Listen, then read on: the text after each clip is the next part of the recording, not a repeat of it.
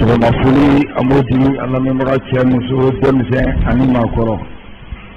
Bamakɔ a n'a lamini Mali kɔnɔ an mana kɛ diɲɛ fan fan kalo k'a fɔ sɔgɔma k'a lajɛ Mali la n'o lajɛ Fréquence 93.8 kunnafoni a gouvernement salima bɛ di ma min fɛ Yusu Kone Yusu Fa Keriba Samakɛ nɛgɛ kɛrɛfɛ juru Awo Traoré nɛgɛ kaɲa 7 ka taa bila kaɲa 8 tɛnɛ ni ka taa gosi sibiri kunnafoni a tɛ kɛ basi ye ko an n'a bɛ dɛsɛ Keriba Isufa abani sɔgɔma an bɛ Ala fo ka barikada ale min bɛ an bɔ donna ka donna sɔrɔ Isufa bi jumadɔ in na sa kɛnɛ sɔrɔla utukalo tile 6 san 2021 min ye radio fréquence 3 ye an b'a fɔ k'u ma fili kɛnyɛrɛ radio sabanan min ale sigira Mali kɔnɔ wolofa b'u boli bana sugu la yan sanga ni waati ko dugubila ka fisa ni nazara wuli ye kunnafoni gɛrɛgɛrɛ k'a di maaw ma k'an ye kɛnɛ sɔrɔ ko bɛɛ bisimila kosɛbɛ siga t'a la radio fréquence 3 Keriba parce que disɔrɔw ye min d'an ma an ye minnu ye an ka jabaraninw sanfɛ kunnafoniw na nasira an yɛrɛ ka wuli ka jɔ kɛra minnu seere n'o ye kunnafoni ye an bɛna an da don minnu na k'a walawala dɔɔni dɔɔni limana k'u ka tata sɔrɔ a kɔnɔ yan'an ka maa welelen bi sɔgɔmada in na di Lamini Danbele monsieur le maire yan'ale ka kɛnɛ sɔrɔ Keriba ayiwa a tɛ kɛ basi ye ko a n'a bɛ dɛsɛ Keriba Samakɛ n'an ka don o bɛɛ lajɛlen kɔnɔ sa an bɛ dugawu k'an ka jamanaba in ye Maliba in Ala ka jamana in sutura Ala ka jamana in bɔ a juguw bolo Ala kana an ka jamana in kɛ jugu sago ye min sago jugu sago Ala k'an ka jamana in sama a se bɛ Ala ye k'an ka jamana in bɔ ayiwa namara bugu kɔnɔ Keriba Samakɛ Ala ka jamana in sutura jamana in danbe Ala ka segin a ma Ala kana jamana in kɛ jugu sago ye Keriba jugu sagoya man ɲi dɛ jugu sagoya man ɲi anw de bɛna kɛ yɛlɛko fɛn diɲɛ kɔnɔ farafinna yɛrɛ tɛ dɛ diɲɛ yɛrɛ kɔnɔ fɔlɔ n'i y'a mɛn ko maliyɛn diɲɛ yɔrɔ o yɔrɔ i bɛ disi gosi de sabula bonya b'i kan tanga b'i kan maaw bɛ ja i la ne bɛ yen an bɛ nin k'an dogo koyi Ala ni mara jugu Ala ni jamana marako jugu mɔgɔ jugu dalen jamana kunna ka jamana bɔrɔtɔ k'a k'u sago ye Ala k'u bɛɛ sara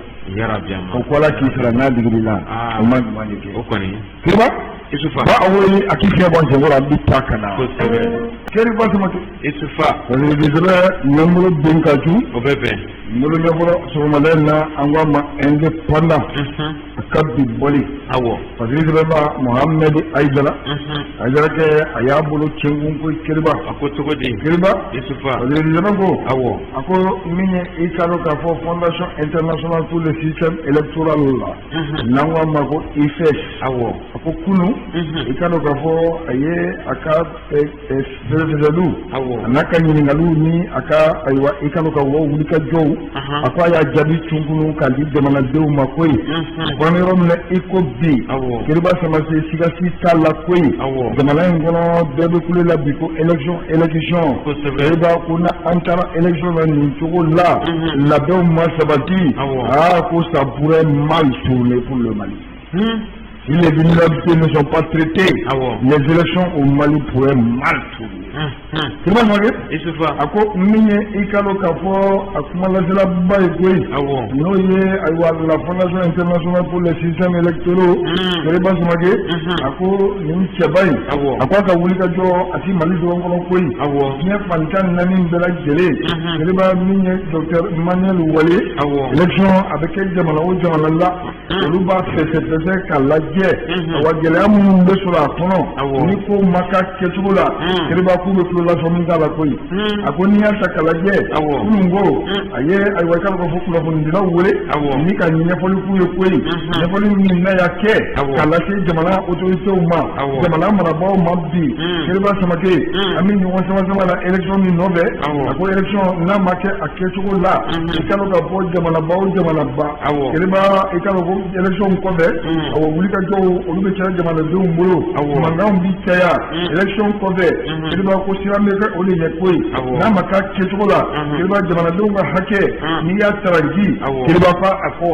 ko a man ɲi akwa lu ngabolo mi ngai ko bi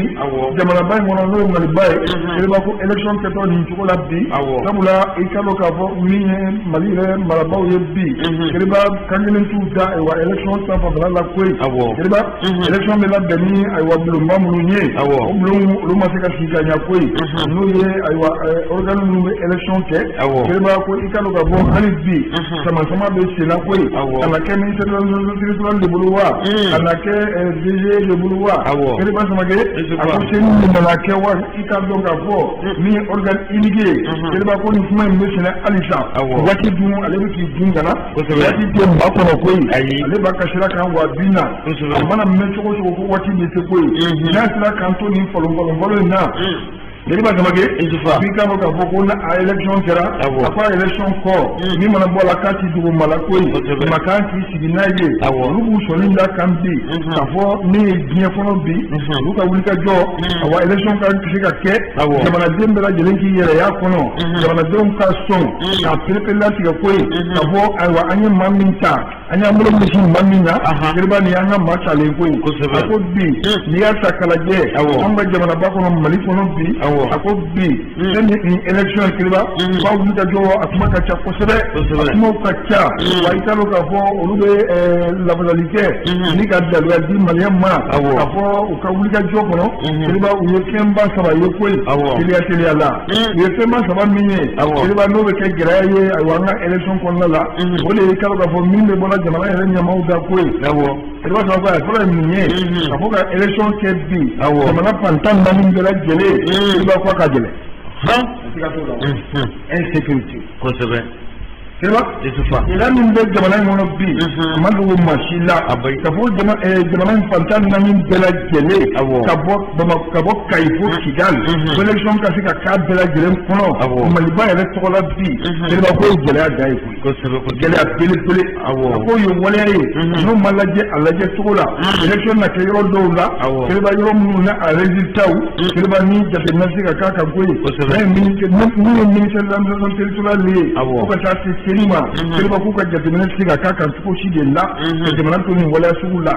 yala jamanadenw bi kelima n'a fɔra ko campagne bɛ kɛ bɛɛ lajɛlen na se ka se ayiwa jamana fantan naani k'a bɛɛ lajɛlen yala ayiwa i ka dɔn k'a fɔ i ka hakilina ko min ye i ka laɲini min ye jamana ko la ka se k'a fɔ a fɔ cogo la wa a ka gɛlɛn ɲininkali a ka gɛlɛn dɛ agare ko kosɛbɛ wallahi amin kosɛbɛ candidat ya fuki candidat kosɛbɛ kan ka certificat ya ɲini yende awɔ jagoya bɛ taa kosɛbɛ a kan ka minnu kunko fɔ u ka ci ka kuma kosɛbɛ u ka hakilina k'olu dɔn n'a nana bulonba kɔnɔ a na se k'o fɔ o ma minɛ o cogo la o kɛra ten fo ka taa se bi a misira min ala b'o kɛ kosɛbɛ tuma Isufa dɔrɔn ko alisa a ko cogo di a ko min ye i ka dɔn k'a fɔ a bolo ɲɛsin yɔrɔ sabanan a ko ye bi keriba ayiwa i ka dɔn k'a fɔ réforme minnu bɛ senna bi nin réforme kelen na keriba waati min yɛrɛ dira ayiwa i ka dɔn k'a fɔ transition ma yala o réforme ninnu a na se ka k'o kɔnɔna la wa a ko o ye imprésidence ba ye ko ye a man ka négliger k'a fɔ ko min ye jamana marabaaw ye bi na se ka ayiwa u ye fɛn fɛn fɔ min ye ayiwa i ka dɔn k'a fɔ liste électorale ye ka se k'olu fɛsɛfɛsɛ k'a lajɛ ka ɲɛ kosɛbɛ min ye ayiwa i ka dɔn k'a fɔ minnu sara k'olu bɔ a la minnu yɛrɛ déplacera ayiwa k'olu u lata u taa yɔrɔw la kiriba ko o bɛɛ lajɛlen ye gɛlɛyaba ye bi ko ye a ko n'i y'a ta k'a lajɛ min ye a sabanan ye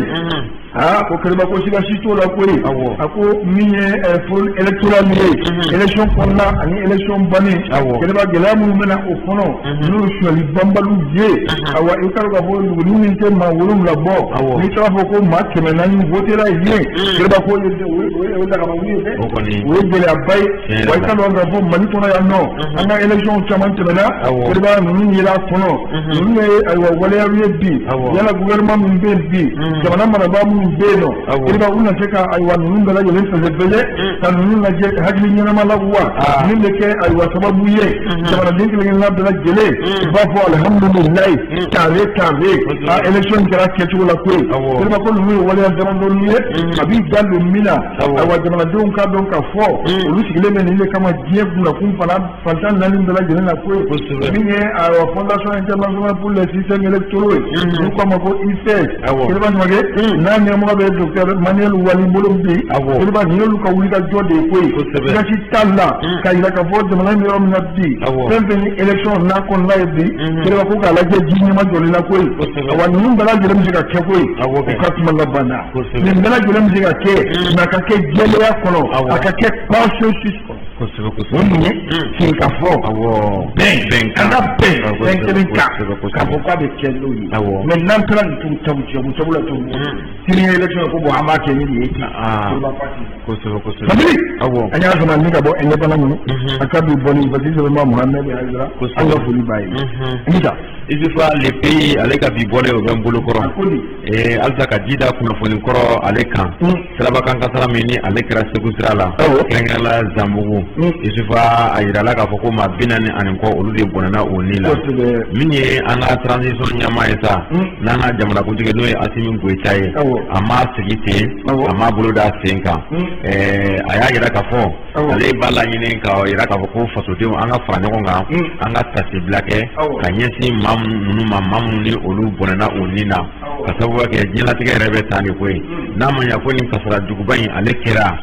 tarata tɛmɛnen Isufa fasoden an bɛɛ lajɛlen ɲɛ wagalen tora ten bɛɛ lajɛlen kɔni bɛ ka Ala fo ka Ala barikada ka dugawu kɛ banbagatɔ ninnu ye ka sababu kɛ bɛɛ ni nacogo don bɛɛ ni tacogo don i n'a fɔ bɛɛ ni i na wagati ni ta wagati don ten n'a ma ɲɛ nin kasara in kɛra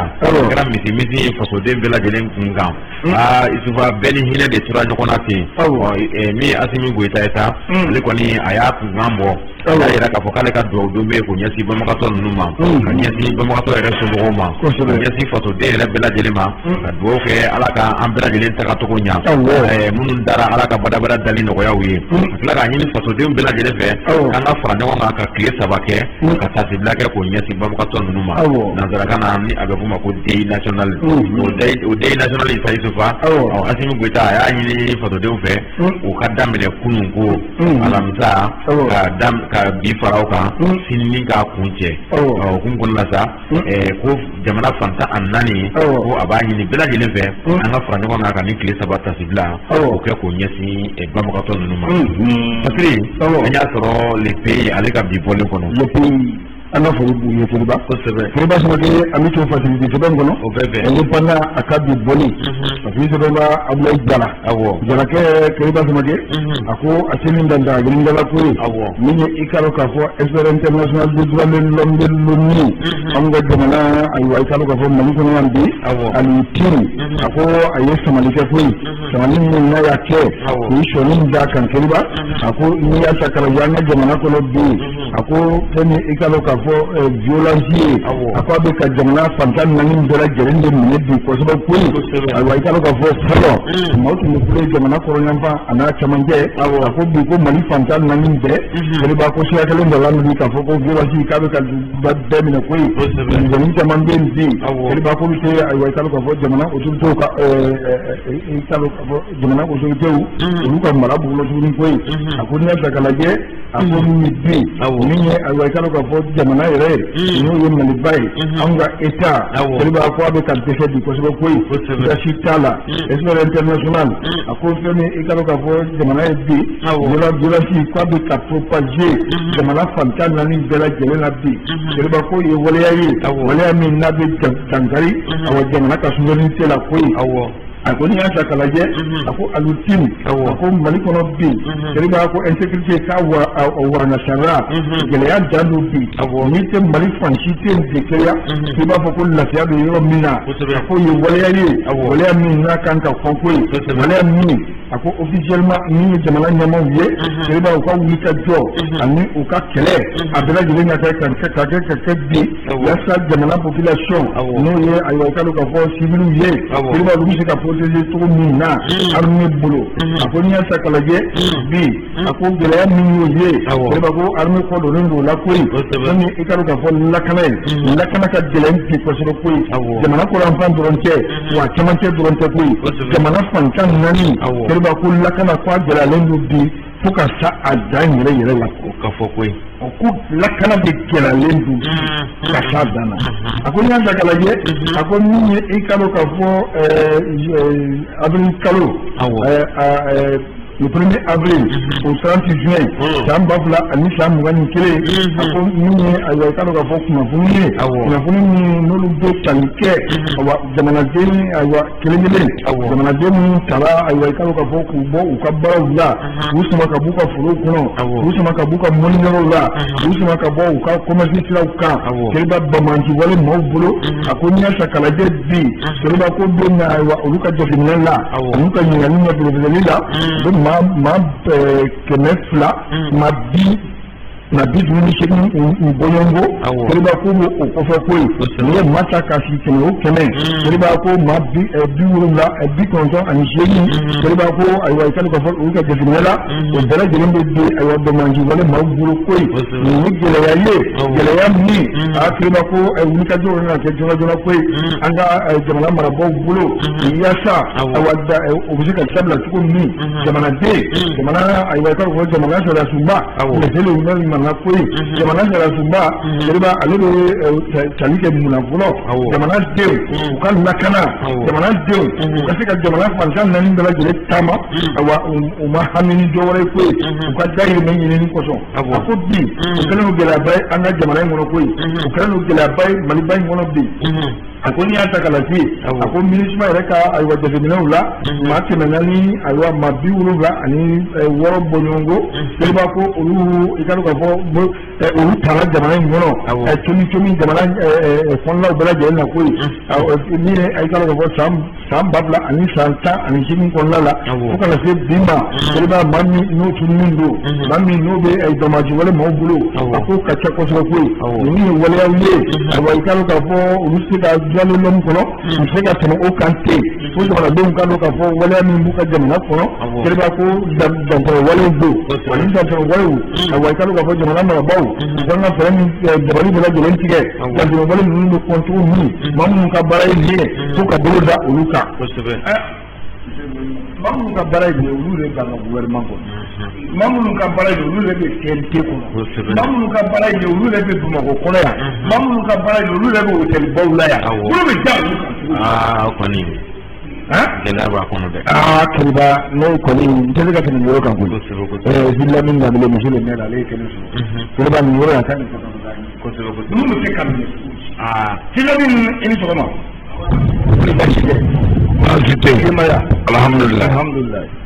ani tun ka rapport i yɛrɛ y'a ye i ye faamuyali k'a ko la ani min bɛ fɔla comité international bolo min bɛ fɔla jateminɛlaw bolo ani réalité min bɛ jamana kɔnɔ i da bɛ s'a ma don o don ninnu bɛ an yɛrɛ fɛ Bamakɔ yan a tiɲɛnikɛlaba ninnu bɛ yan u bɛ nafolobaw kala yan u bɛ hôtelbaw kɔnɔ yan olu bɛ minɛ cogo di hali ONU ye papier da minnu kan diɲɛ sanfɛ ko ninnu ye tiɲɛnikɛlaw ye olu bɛɛ lajalen don an fɛ yan a bɛ kɛ cogo di o la Isufa arajo lamɛnbaga bɛɛ lajɛlen folen kɔ denmisɛnnin mɔgɔkɔrɔba Mali kɔ kan ni Mali kɔnɔ an bɛna min fɔ nin ko in na il y a une question de soutien pour les autorités de la transition.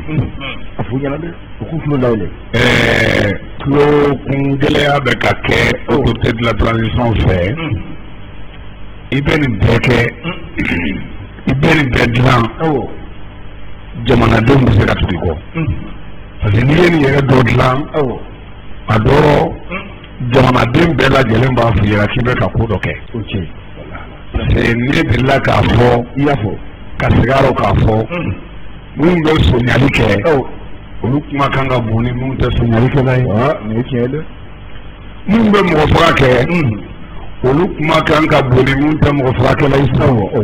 siga t'o la tiɲɛlikɛla sira bɛ Mali kɔnɔ yan Isufa bɛɛ lajɛlen bɛ foronto na k'i pan k'i futi ko Mali ko nin de ye problème ye sigi mana kɛ a bɛɛ kelen kelen b'a fɔ ko an bɛ malidenw de kɔ mais e bɛ malidenw kɔ maramafɛn maralen bɛ e bolo e bɛ ka mɔgɔw jatigɛ e ka mɔgɔw kunbɛn i y'a fama b'a la nin bɛɛ lajɛlen na e ko k'e bɛ Maliko la o tuma la kɔdimi tɛ ɲɛdimi don bɛɛ ɲɛ b'a la bɛɛ ɲɛ b'a la haute autorité de la transition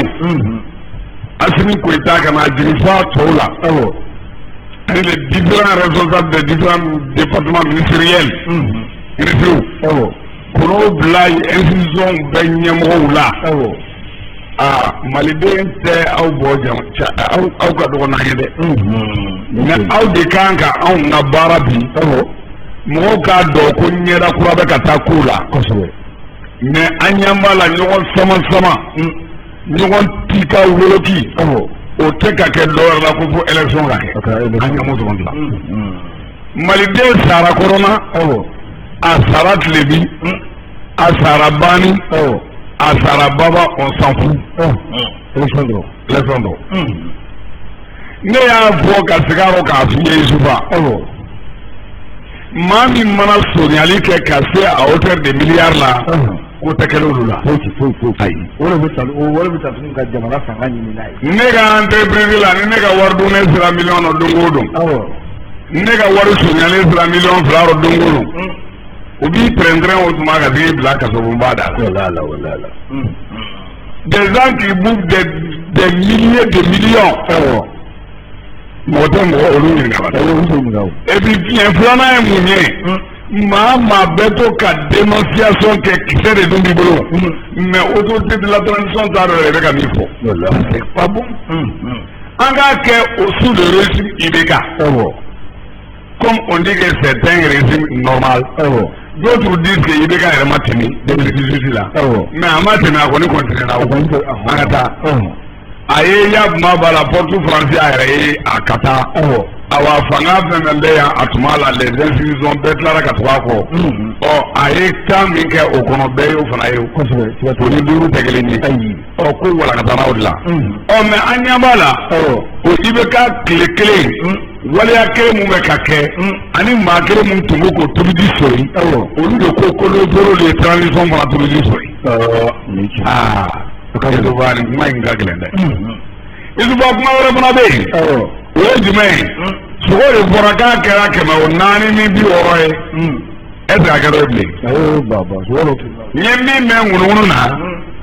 ko abattoir la maa mana misi kelen faga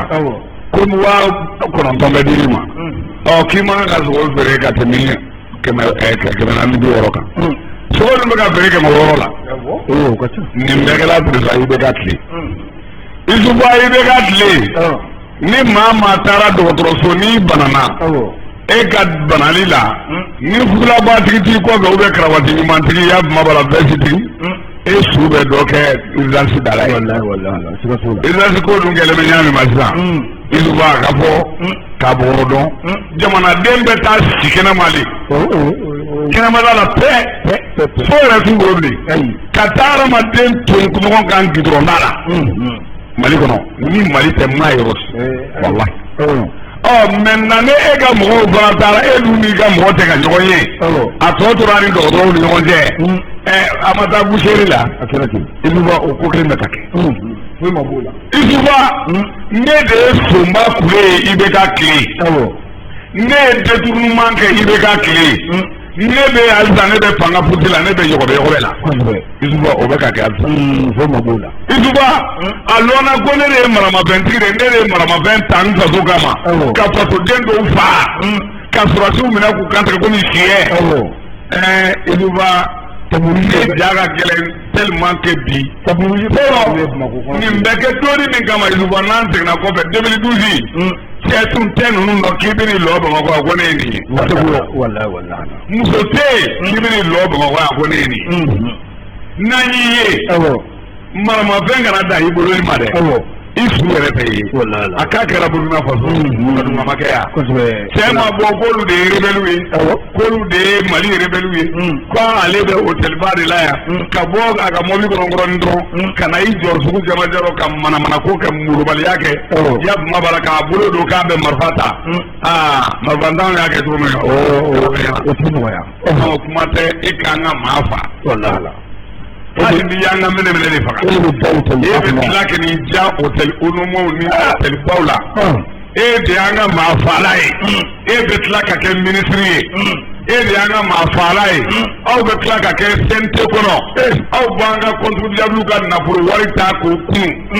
Aliza o ko suguya kelen bɛ sen na pourquoi o dɔw n bɛ ka ɲininkali de tɛnku Asimi n'a ka jɛridenw na ne ko Alisa Asimi ko kelen bɛ sen na ni mɔgɔ kelenw bɛ pangaburusi la ni maa kelenw bɛ mobili sumalen kɔnɔ so daba n'an bɛ ka jɔ u fɛ mɔgɔ kelen b'u rɔ ni Ala ma jɔn kɛ u ka so bɛ ɲini ka taa nin kɔ bɔ tɔni so tɛ dɛ n fa Alahu akibaru aw b'a fɛ an ka taa cogo di ma kelen bɛ jama fo k'i jɔ CNT a bɛ jɔ micro la o de ye ka foronto n b'a kɛ tan n'aw m'a to n ta la n b'a kɛ tan hali sini a ko jɔn n'a ma appliquer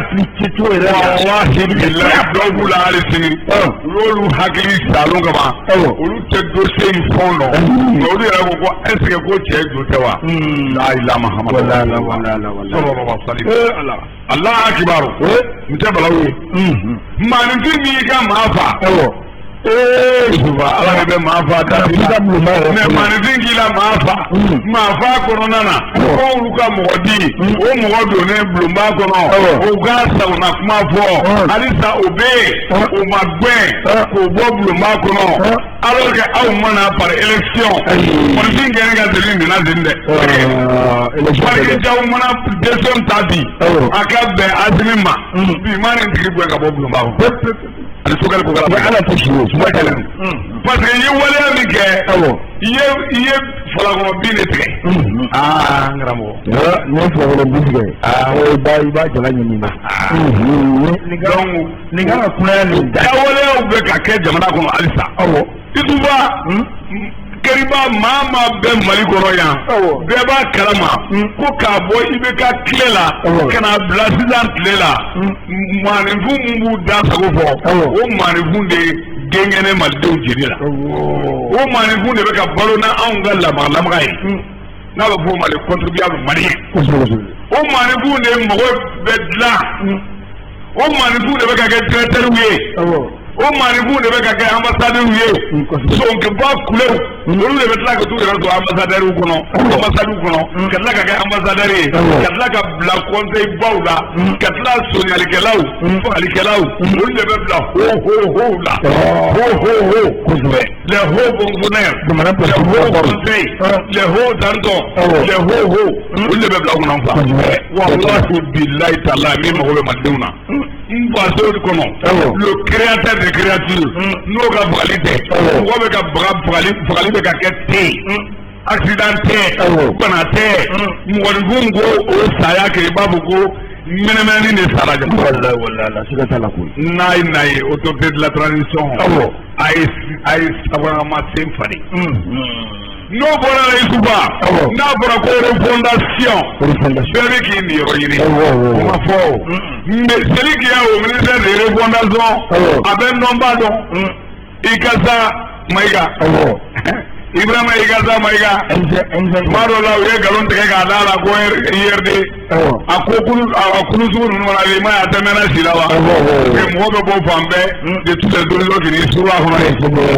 Ikasa Mayiga ye ko EMK Ikasa Mayiga ye EMK mais ani sokɛli dorogera ɲɔgɔn na comité stratégique ko kɔnɔ an bɛ mun nɔfɛ malidenw ka lafiya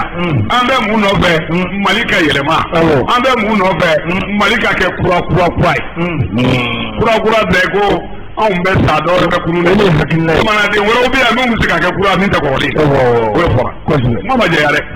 kuma ma caya jamanaden wɛrɛ mun bɛ tɛgɛrɛ fɔ la ko président de la république k'a ye min kɛ k'a ɲɔgɔn tɛ k'a ɲɔgɔn ma da o mɔgɔw man k'u yɛrɛ sɔrɔ an ka tradition kɔnɔ kuma jɛlen don tant que u n'olu ferekelen don ɲɔgɔn na a ko tɛ ɲɛnabɔ nin ko kelen de y'a to le président qui a nié toute la population malienne qui a tué les Maliens qui a accepté les tueries du Mali nous tun bɛ su compte la n'o ye cɛden dara n'a nɔlaw ye u y'o ta k'o don k'o kɛ affaire étrangère ye a y'a ka kuma da yɔrɔ sɔrɔ minnu tun bɛ fronto n'a bolo n'o ye Amadu Koyitaw ye olu donna wo la a ye olu y'u nɛn kɛ maintenant a ko sisan n bɛ tɛmɛ ni ka ko ye ni den ni muso ni balimasiraw ani sinjiw wallahi billahi tallahi transition n'a y'a suguya kɛ a dɔw dun ŋunuŋunu bɛ sen na ko transition fana bɛ ka taa n'o siraw de ye transition anw ko k'an b'a soutenir mun kan maliden ka bila hɛrɛ mɔgɔ m'a fɔ ko président ka sara ko i b'o nɔfɛ mais min mana min kɛ l'infinité l'injustice n tɛ kɛ tuguni ko da bɛ da kan voilà ni min kɛra n'a ma ɲa depuis kunasini fo bi an bɛ ka mɔgɔ dɔw tɔgɔ fɔ k'u ye tiɲɛli kɛ fo k'o kɛ wele depuis kunasini kɔ adamaden dɔw la tiɲɛli nɔ nalen don a tiɲɛli taara walankata ka taa se niveau wɛrɛ ma tiɲɛli dɔw tɔgɔ ma fɔ yan qui l'a interpellé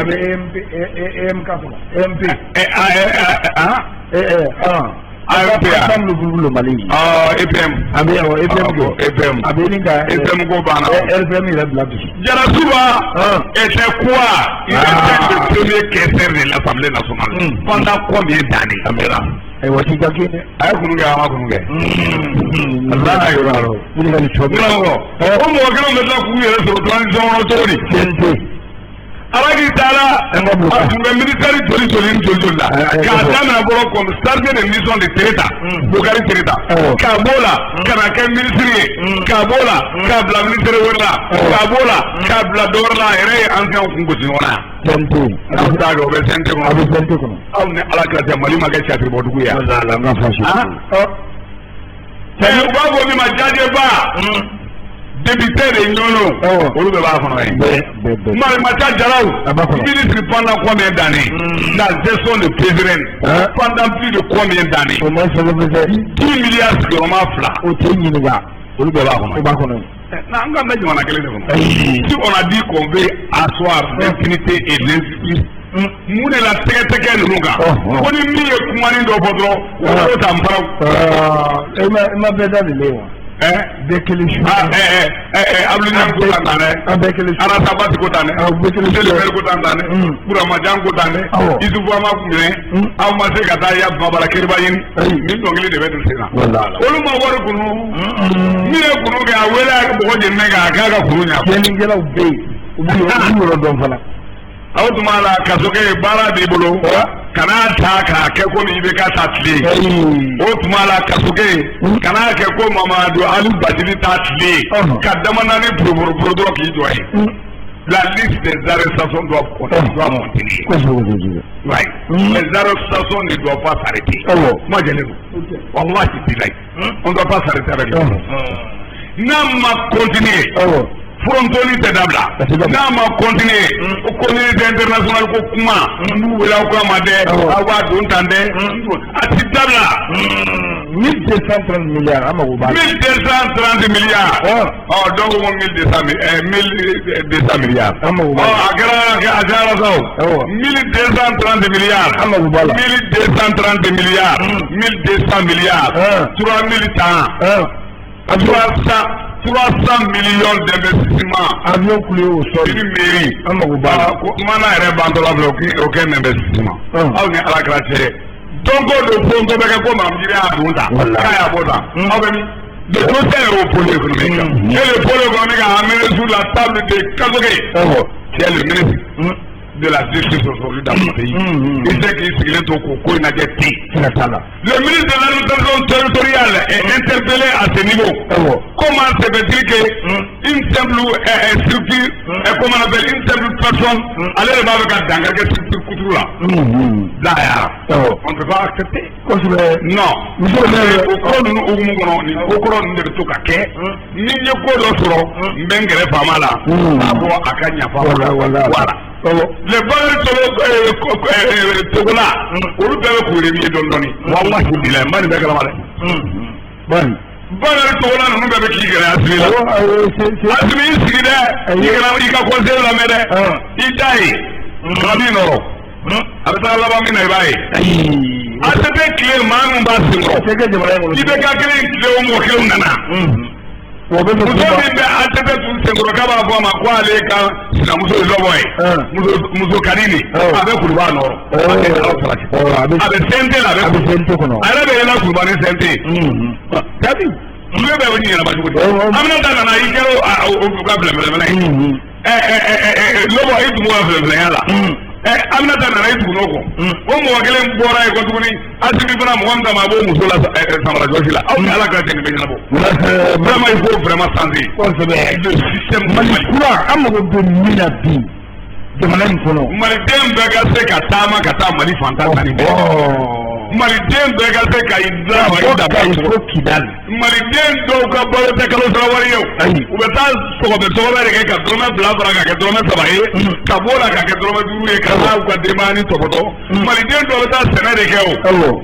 maliden dɔw bɛ taa mun kɛ bololabaara de kɛ o mais o tɛ kɛli sigida la o k'i bɛ bɔ i sigida de kɔnɔ ka taa sigida wɛrɛ kɔnɔ n'o si tɛ se ka kɛ tuguni an k'an imaginer dɔrɔn silamɛw minnu bɛ k'u yɛrɛ tɔgɔ la ko silamɛw minnu bɛ k'u yɛrɛ kɛ ko religieux aw ni Ala tala cɛ aw bɛ cogo min na ni jamanaden ninnu bɛ nin degun min kɔnɔ aw bɛ nin kalama a ka fɔ da la tɛ dɛ aw bɛ se ka wuli ka bɔ yan ka taa yala Kidali u bɛ mun kɛ ka bɛn conseil islamique taa Kidali an k'a lajɛ Faransi ta ka nɔgɔ an ka autorité ma Usumani Maran Seribo Aidara taa Kidali ayi o ye religieux ayi ta ye mais autorité min ni jamana mara b'u bolo bi u bɛɛ ka taa ni jamana fantan naani bɛɛ ka kan u ye yala olu bɛ se Faransi ta ma nɔgɔ olu ma bi ka taa Kidali kɔnɔ wa nin b'a to an ka autorité se ka taa Kidali an ka autorité o bɛɛ abordage de bɛ nin bɛɛ fɔ wa an ka autorité an bɛ o de fɔ abordage tiɲɛma yɔrɔ ka bɔ a la.